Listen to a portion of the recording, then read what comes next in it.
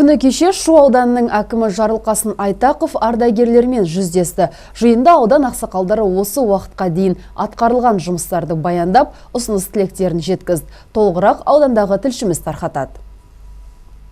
Шу ауданының ардагерлер кеңесі қоғамдық өмірге белсене араласып, түрлі іс-шараларда бас болып жүр. Бір жағы туындаған мәселелерді көптің талқысына салып, оның оң шешімін табуына аудан ақсақалдары ықпал етіп келеді. Ал ауыл қарияларының тілегі бір, ең бастысы елдің ауызбірлігі, ағайынның татулығы мен ынтымағы. Бұдан бөлек жиында облыста іске асатын баламасы жоқ жобаның жайы да айтылды. Қарапайым заттар экономикасы атты пилоттық жобаны шулық зейнеткерлерде қолдап отыр. Сондықтан ауыл ақсақалдары бұл бастамаға аудан болып үлес қосуға шақырды. Жерді тиімді пайдалану, малдың өнімін көбейту, қосалқы шаруашылықтың жұмысын жақсарту, осы мәселелердің барлығы егжей-тегжейлі талқыланды. Ұсыныстар болды көптеген.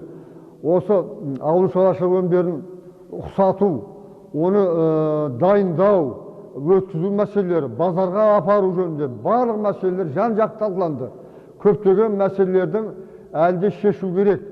Шаруалардың барлығы дұрыстап жұмыс істеу үшін, олардың өндірген өнімдері жерде қалмау үшін, мына мемлекеттік органдар, дайындау мекемелері жақсылап жұмыс істеу керек. Сонда ғана табыстың молаятынына біз көзіміз жетті.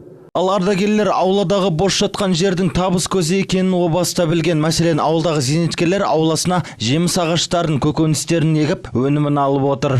Көктемнің бір күні жылға азық дегендей, жылда өзіміздің есіктің алдындағы осы огородқа көкшөк егіп,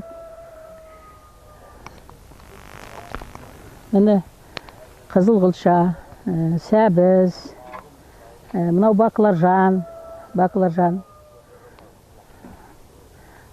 және бұрыш міне.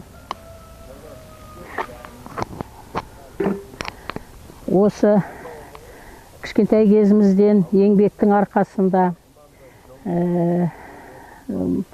балаларға, немерелерімізге үйретіп, осы жылға азықты өзіміз отырған осы огородтан жинап алып жатырмыз.